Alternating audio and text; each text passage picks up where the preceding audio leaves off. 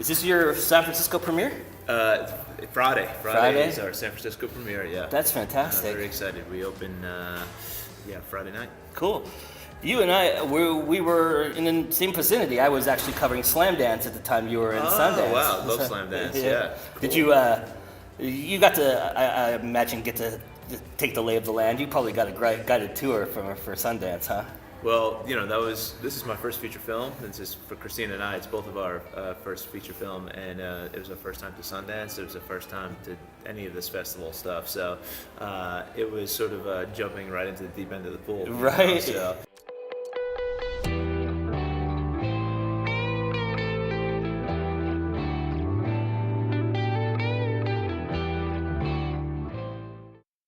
The winner in the category of medicine and health sciences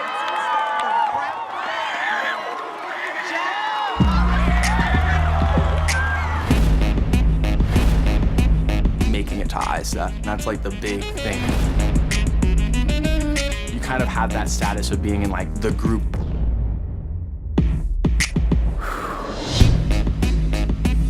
I would say that a lot of people are jealous of me. On deadlines, I'm awful. I wait until the deadline to start working. I listen to trap music and classical music. Pass it up. Just blast it up full volume. I actually don't listen to classical music that much. I just listen to mostly trap. You're not going to cure cancer, you're going to prevent cancer. Yes. If you're there just to win the prize, you're missing the point of science fair. You enter into this new kind of world I didn't even know kind of existed. It's one of the best weeks of my life, like every time I go there. Ela tem sonho realmente de sair, de crescer. E eu acredito que se eles venham lá, as portas talvez vão se abrir. I'm gonna be so proud when one of my kids win a Nobel Prize, because they will. It's so simple. Finalists from 78 countries, regions, and territories around the world. You can think of it as the Olympics of science fair. We ain't going nowhere till the end of the world. Ladies and gentlemen, introducing the most impressive. I plan on shaking the planet until I'm convalescent. If I could just achieve, and not just me, believe that anybody else is gonna create what only I can. So simple as 1, 2, 3. Winning will change your life in ways that you don't even comprehend. Welcome to Los Angeles. Today's like the judging day. So we're gonna get judged for what, like 6 hours today? I don't know. And ultimately, what convinced you to jump on this project? Because I know that Christina started it, and then you kind of came in on the tail, or in the middle of it, or at the beginning of it, I guess. But what convinced you to ultimately join this project? Yeah, so Christina and I were working together on another project about a very different topic. We were doing a story about the opioid crisis and doing a story about fentanyl in particular, which is a synthetic opioid that's been killing a lot of people, a lot of overdoses. And during the making of that project, Christina told me about this idea that she had for a film on the science fair, and then asked me if I'd help her with it. And so we basically, I thought it was a good idea. I love these sort of like subculture docs. And these competition docs, I'm a big fan of like Spellbound and Manhunt Ballroom and King of Kong, and those are like just like films that I love, and I immediately saw the potential for science fair. And so we went on a scouting trip in 2016 for the first time to see. Christina had gone twice as a high schooler, but for me it was the first time seeing this world, and once I saw it, I knew it was going to be epic. So. That's awesome. And it really does have that kind of Spellbound kind of feel to it. You guys did a really good job of weaving that kind of competition format in there. Thank you. This is a competition film, and there are huge competitions that you're filming. So how many of these stages, and they have so many stages, but because you had to follow at least a few to the biggest stage, yeah. How hard was it to let some of these kids' narratives go? And how much discussion did you and Christina have about that particular subject? Yeah, so, we wound up, in the film there are 9 kids, yeah. and one teacher. But through the course of making the film, we were following more than that. We were following probably a dozen kids at one point. And, they fell off for one reason or another. Either they failed to qualify for ISAF or they just didn't fit into the final mix of, during the edit of the kids that we had. We actually had a very final cut that had one more kid in it, but it just felt like it was just like one too many when we were watching it down, and so we had to unfortunately lose one at the very last minute. But those are real hard conversations to have. Quite frankly, at that point, nobody knew that the film was going to have the run that it's been having. Definitely, like, if we could have included more kids, we would have, because like all these kids are amazing, and there's the 1,700 that participate in this fair, and every single one of them like are worthy of a documentary. But at the end of the day, we just wanted to do something that was like a bit of a representative sample of the kids that go there. So, was it conversations you had in the edit mostly, or was it on production that you were having these conversations? Both. We were constantly, even when we were in production, and we had a bunch of kids that we really liked and that we, wanted to be part of the film, we always sort of kept one eye towards the fact that maybe there was going to be somebody else we're going to meet along the way during this journey who we're going to really like. The sort of variables are just the characters, the mix of characters, the order that you put them in.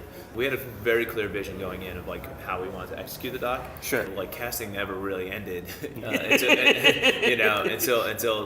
the end of ISAF basically, and so that was a constant conversation. And then obviously in post and edit, it became a daily conversation. Yeah, oftentimes documentary filmmakers say that the real story comes out in the edit. When you go in there, you thinking you're going to make one movie and it becomes a different movie, right? Yeah.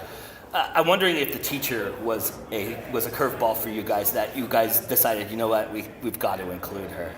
Absolutely. That was, the initial idea for the film was that we were just going to follow all kids, and it's going to be from the point of view of all these kids. And we were at Dr. McCullough's school, who's in Jericho, Long Island, and she has the strongest science fair team in the world. Yeah. And we were following kids from her school, but also obviously checking in with Dr. McCullough on how things were going the whole time. And so she was like a sort of, a B character at that point. But then when we got to ISAF and just saw how Dr. McCullough sort of turned it on when she got in there, we say it's like Tom Brady at the Super Bowl. It's just like, she was ready for that big stage kind of thing. We just made a decision right there and then, like, okay, Dr. McCullough is our character, and so we devoted our very limited resources to following her throughout the fair, and it was the best decision we made because her perspective is just like so different than the kids, and it's also she's just like an amazing person. So definitely, my favorite moment in the entire film is when she wishes all the other kids good luck when they're walking by her. Yeah. I thought that was just like that was the antithesis of what she really represented and who she was. Yeah, it seemed like it anyway. She's amazing. Yeah. She's really amazing. Did you guys get enough footage to maybe do a sequel with her? I think her sequel to all this is that she's going to probably do really big things in the science world and education. So, I don't know if we'll do another doc with her or anything, but I think, the film has given her a little bit more of a platform to sort of extend what she's already been doing, which is educating kids. And then she has the summer program for underprivileged kids and introducing to science and research. And I think that's probably going to expand. What was the biggest challenges filmmaking-wise that you tried to identify in pre-production that helped shape the production process?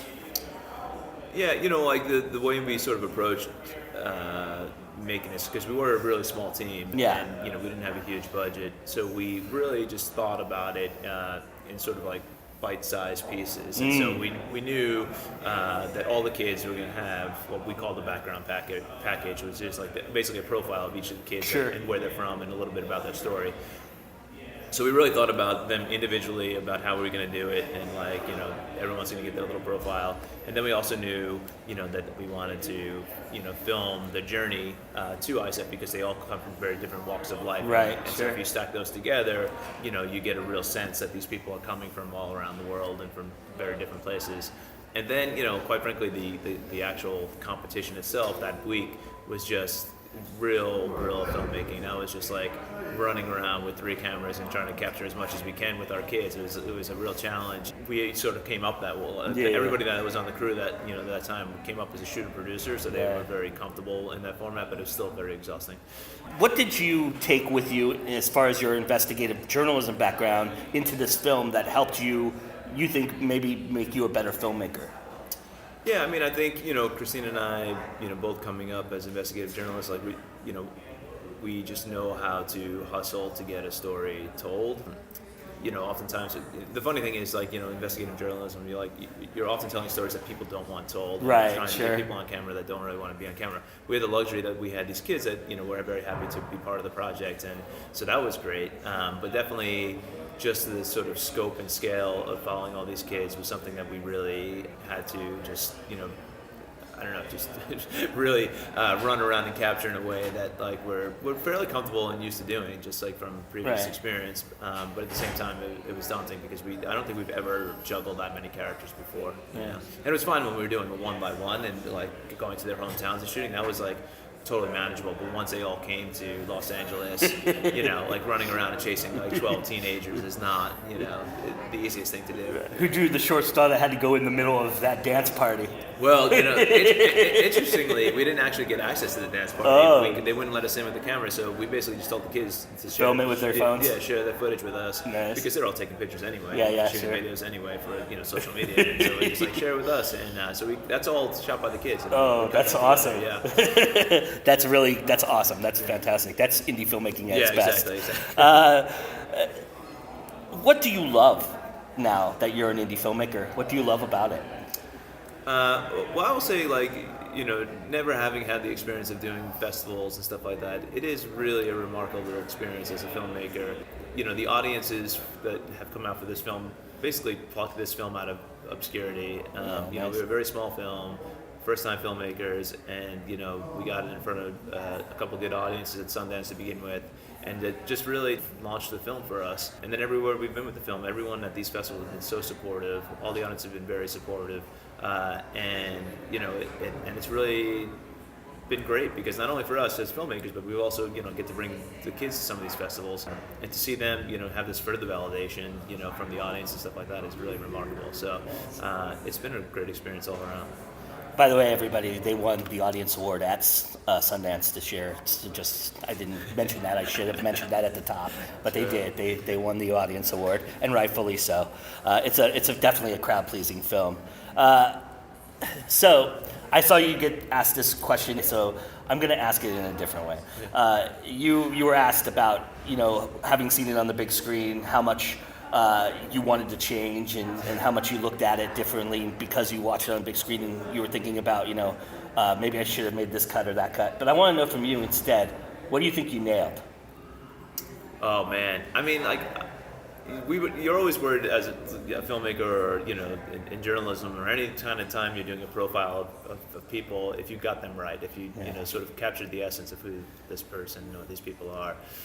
So I think it was really sort of nerve-wracking. Like when we went to Sundance, we invited a bunch of the kids to come out and see the film. Oh, neat. And it was the first time they were going to see the film was in a theater, and we wanted them to have that experience. But, in the sort of back of your mind, you're thinking we hope we did them justice. We hope, we really captured who they were. And then after the first screening, the kids came up on stage and there was a Q&A.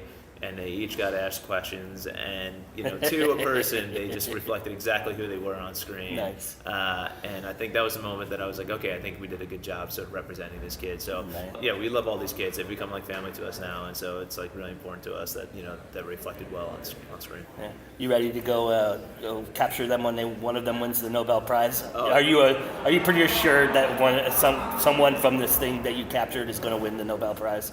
It looks like. Some of the things they were doing were unbelievable.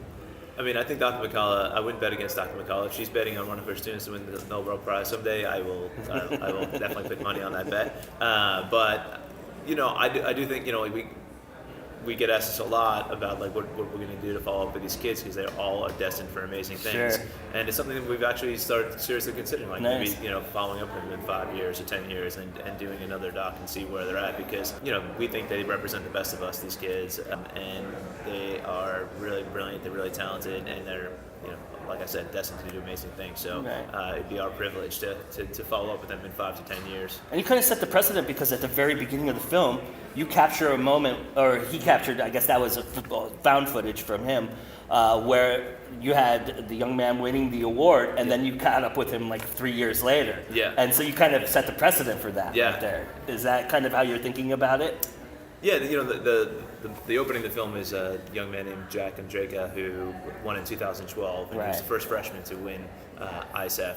and his reaction is amazing. Yeah. And it's really like it was the first piece of footage. I thought we were almost going to watch a church film at that point. right. But it was the first piece of footage that Christina had shown me about ISAF, and we actually used it to sell the project. And so we knew like that was going to be the start of our film. And when we interviewed Jack, we wanted him to sort of like, to sort of tell us about that moment and relive that moment for us. But then we wound up, asking him a lot more questions about his ISAF experience, and he just has like he's close enough to it that he remembers it really well, but he's far enough away from it now that he's 21 years old that he has some perspective on it too. So he actually winds up being like a bit of a narrator in the film for some of these moments that you need someone to sort of explain the significance of. So he's a wonderful young man. He's at Stanford. He's doing amazing things too. He's working on the Ebola virus, and so he's a perfect example of 5 years from now, all these kids are going to be doing amazing things. And again, Jack, we could turn around tomorrow and do an amazing documentary on. So yeah. I mean, you mentioned how you kind of just dove right into the deep pool here, right from the get-go. You've won Sundance. You're touring the country now, premiering and winning all kinds of awards at the other festivals, and I'm sure you're dusting off a tuxedo right now for the award season. You should be if you're not, because I guarantee you're going to be around there. And in doing so, you've kind of done things unconventionally that an indie filmmaker normally wouldn't get to that route until much later in their career. Yeah. And a lot of indie filmmakers never get there. Yeah. So what do you think your advice would be to somebody who says, you know what, I'm never going to make it, I'm going to be 1% probably that doesn't make it, and maybe can give them an idea of how you got there? Yeah, I mean, so this is my first feature film, but I have been working in television, making TV docs for a long time, so I do have a lot of experience with visual storytelling. Sorry, I didn't mean to discount. Oh, no, that's not at all how I feel about it. But I do feel like I sort of was very comfortable in certain aspects of this production, and likewise Christina too has been a journalist and a storyteller for quite some time as well. But I will say the most important thing for us was just to surround ourselves with people that we've worked with before, who we really love working with, who are also very talented. Christina had a very great idea for a documentary, and then it was just about sort of building the team that would best tell that story. The biggest advice, I've always worked on projects that I really love and care about, and I don't really think too much about how they're going to perform. Right. I just try to tell that the story is the best way that I think I can, and I think that's the only thing you really can do is just try your best, work on stories you're passionate about, work with people that you love working with, and the rest kind of just is out of your hands.